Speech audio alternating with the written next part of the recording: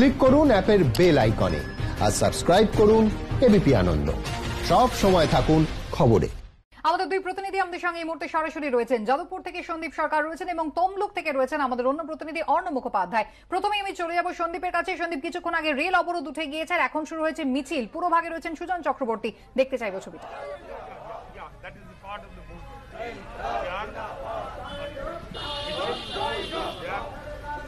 একেবারেই তাই। এই মুহূর্তে যাদবপুরের একেবারে রাস্তায় রাজপথে সেখানে মিছিল শুরু হয়েছে বামেদের সুজন চক্রবর্তীর নেতৃত্বে। সুজন বাবুর কাছে সরাসরি চলে যাবো। সুজন বাবু, এখনো পর্যন্ত ধর্মঘটের কি প্রভাব রাজ্যে? খুবই ভালো, খুবই সদর্থক। মানুষ স্বতঃস্ফূর্তভাবে এই ধর্মঘটের ইস্যুকে সমর্থন করছেন। আপনি এখান থেকে বুঝবেন যে গোটা দেশের সমস্ত ন্যাশনাল পলিটিক্যাল পার্টিসগুলো সবাই এই ধর্মঘটকে কেন সমর্থন করছেন। এটা কৃষক মারা, এটা মানুষ মারা, ভয়ঙ্কর বিপজ্জনক। এই আইন তিনটে ওয়াপাস করতে হবে, বাতিল করতে হবে, এই দাবিটা অন্নদাতাদের, তারা রাস্তায় বসে আছেন। সারা দেশের মানুষ তাদের ধর্মঘটের সমর্থনে আছেন। শাসক দল তৃণমূল কংগ্রেসের তরফ থেকে নৈতিক সমর্থন জানানো হয়েছে। দেখুন, যখন অল পলিটিক্যাল পার্টিস যেদিন লিখিতভাবে এই ধর্মঘটকে সমর্থন করেছে, তাতে আমরা তৃণমূল কংগ্রেসকে দেখিনি। কিন্তু এটা ভালো, তৃণমূল কংগ্রেস কারণ সবাইকে এটা সমর্থন করতে হবে যদি মিনিমাম কাণ্ডজ্ঞান থাকে, কিন্তু তারা করেনি। গতকাল একটা মিটিংয়ে ঘোষণা করেছেন নৈতিক সমর্থন। নৈতিক সমর্থন তো মোদিজিও বলছে না যে দাবিগুলোকে আমি বাতিল করে দিলাম, এখনো পর্যন্ত বলেনি। নৈতিক সমর্থনটা কথা না, নৈতিক সমর্থন আছে কিন্তু বন্ধে আমরা নেই, মানেটা কি? এটা দ্বিচারিতা, এটা দ্বিচারিতা।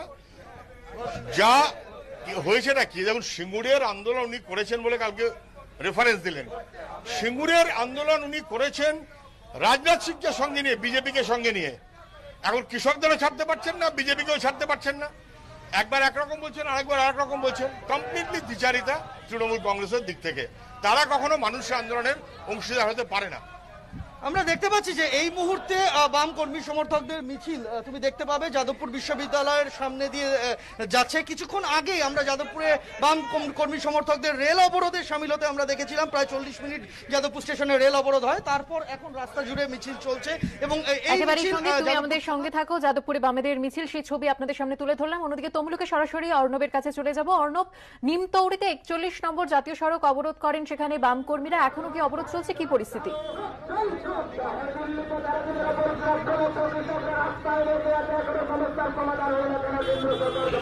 দেখো, এই মুহূর্তে আমরা তমলুকের নিমতৌড়িতে রয়েছি। তুমি দেখতেই পাচ্ছ এখানে কিন্তু বাম কর্মী সমর্থকরা তারা এখানে পতাকা নিয়ে তারা রীতিমতো অবরোধ করেছেন। আমরা দেখতে পাচ্ছি যেরকম ভাবে এআইটিইউসি রয়েছে, এআইকেকেএমএস রয়েছে, সেরকম ভাবে ইউটিইউসি রয়েছে, এসইউসিআই রয়েছে, বিভিন্ন সিআইটিইউ রয়েছে, বিভিন্ন রাজনৈতিক দল যেগুলো রয়েছে তাদের পতাকা এখানে রয়েছে। আমরা তোমাকে পুরো জায়গাটা দেখাবার চেষ্টা করব।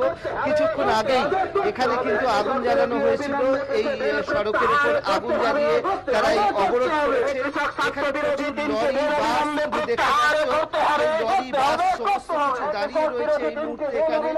এইটা যেহেতু হচ্ছে অন্যতম একটা জাতীয় সড়ক, এটা হচ্ছে দীঘা যাওয়ার অন্যতম রাস্তা, সেই রাস্তার উপরে স্বাভাবিকভাবে প্রচুর গাড়ির চাপ আছে। কিন্তু আজকে যে ধর্মঘট, সেই ধর্মঘটের প্রভাব পড়েছে এখানে। আমরা দেখতে পাচ্ছি যে পরপর এখানে গাড়ি দাঁড়িয়ে রয়েছে।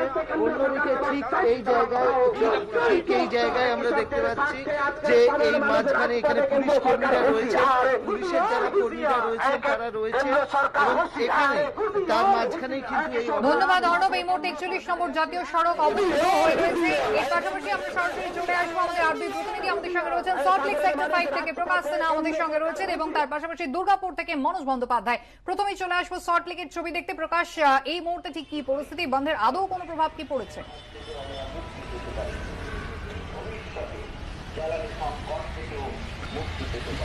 দেখো, এক কথায় যদি বলি, সেক্টর 5 অর্থাৎ আইটি হবে তেমন কোনো প্রভাব নেই। আমরা দেখতে পাচ্ছি আইটি কর্মীরা তারা কিন্তু প্রত্যেকেই অফিসে আসছেন। অফিস খোলা তো? হ্যাঁ, অফিস খোলা আছে এবং আইটি কর্মীরা সবাই আসছেন? হ্যাঁ, সবাই আসছে। কোনো অসুবিধা হয়েছে আসতে? না, আমি তো ট্রেনে করে এসেছি, ট্রেন চলছে, কিন্তু এখন শুনছি বনগা লাইনে এখন ট্রেন অবরোধ হচ্ছে। সমস্ত অফিস খোলা? হ্যাঁ, সমস্ত অফিস খোলা, আমার অফিস খোলা আছে, আমার সামনেই অফিস আছে সামনে। অর্থাৎ আইটি কর্মীরা তারা আসছেন, তেমন কোনো প্রভাব কিন্তু এই আইটি সেক্টরে অর্থাৎ আইটি হাবে আমরা দেখতে পাচ্ছি না সেক্টর 5-এ দোকানপাট। এই আমরা কলেজ মোড়ের সামনে রয়েছি এবং এখানকার যে দোকানপাট সেই দোকানপাট খোলা, গাড়ির সংখ্যা অল্প হলেও কিন্তু কিছুটা কম আমরা দেখতে পাচ্ছি, কিন্তু পুলিশ কর্মীরা মোতায়েন রয়েছেন। এবং এর আগে আমরা নিউ টাউনে ছিলাম, লেক টাউন, রুবি মোড়, সায়েন্স সিটি মোড়, প্রত্যেক জায়গায় কিন্তু স্বাভাবিক ছবি কিন্তু আমরা দেখতে পেরেছি। সরকারি বেসরকারি একেবারে প্রকাশ সেক্টর 5 মোটের উপর স্বাভাবিক। এই মুহূর্তে সরাসরি আমরা দুর্গাপুরে চলে যাব আমাদের প্রতিনিধি মনোজ বন্দ্যোপাধ্যায়ের কাছে। মনোজ, দুর্গাপুরে কি প্রভাব? ধন্যবাদ।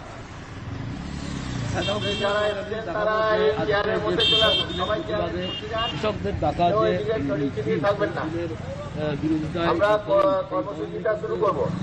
জনজীবন অন্য যে সাধারণ দিনের মতো প্রায় যারা আছেন কালো ব্যাজ পরুন, একই রকম এর কোনো প্রভাব যারা যাচ্ছে তাদেরকেও কালো ব্যাজ পরিয়ে প্রভাব পড়েছে। দুর্গাপুরের বিভিন্ন জায়গায় বা শহর বা শহরতলির মধ্যে যে বাস চলে সেই বেসরকারি বাস, মিনি বাস অন্য দিনের তুলনায় কিছু কম চলছে, কিন্তু সরকারি বাস যেরকম স্বাভাবিক চলে সেরকমই চলছে।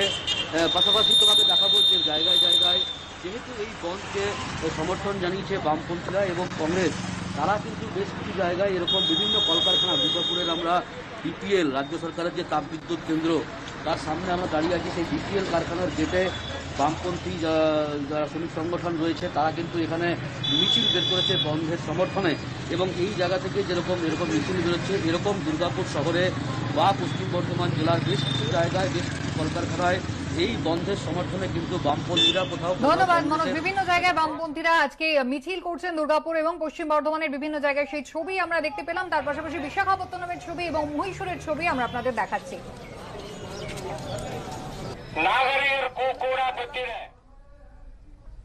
আমাদের প্রতিনিধি ঋত্বিক মন্ডল এই মুহূর্তে সরাসরি আমাদের সঙ্গে রয়েছেন উত্তর কলকাতার শ্যামবাজার থেকে। উত্তর কলকাতার শ্যামবাজার অত্যন্ত জনবহুল একটা জায়গা। ঋত্বিক, আজকে বন্ধের দিন, ভারত বন্ধের দিন, এই মুহূর্তে শ্যামবাজারের মোড়ের ছবিটা দেখতে চাইবো।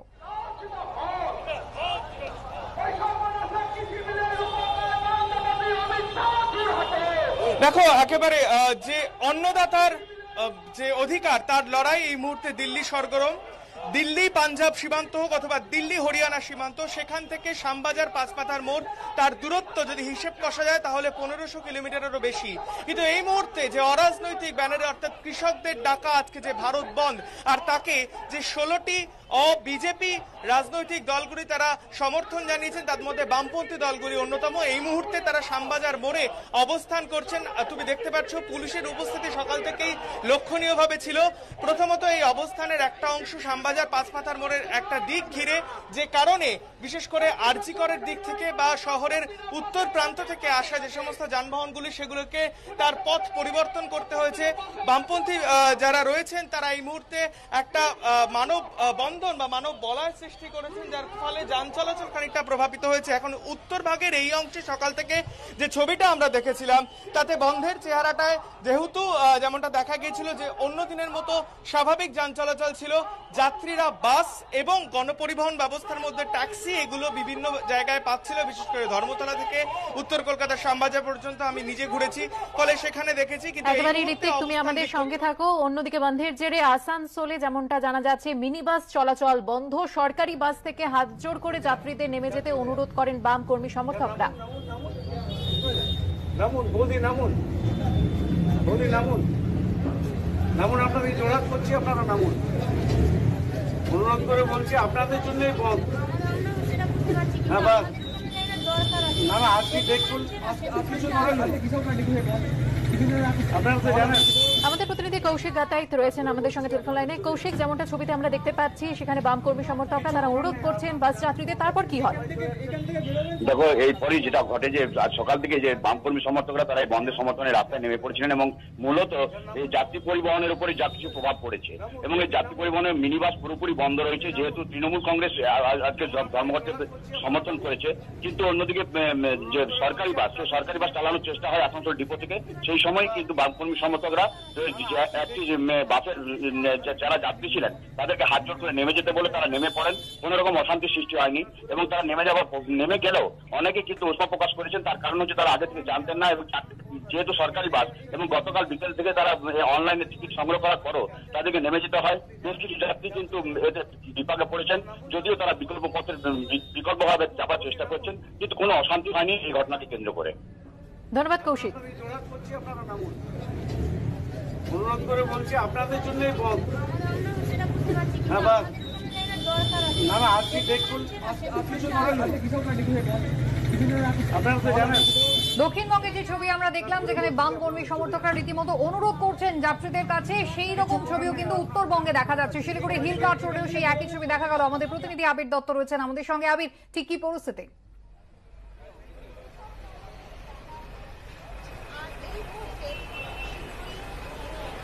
দেখো, প্রথমেই তোমাকে ছবি দেখাচ্ছি যে এখানে আমরা শিলিগুড়ি হিলকাট রোডে রয়েছি এবং হিলকাট রোডে এখানে সিপিআইএম কর্মী সমর্থক তারা কিন্তু এখানে প্রত্যেকটা গাড়িকেই তারা আটকাচ্ছেন।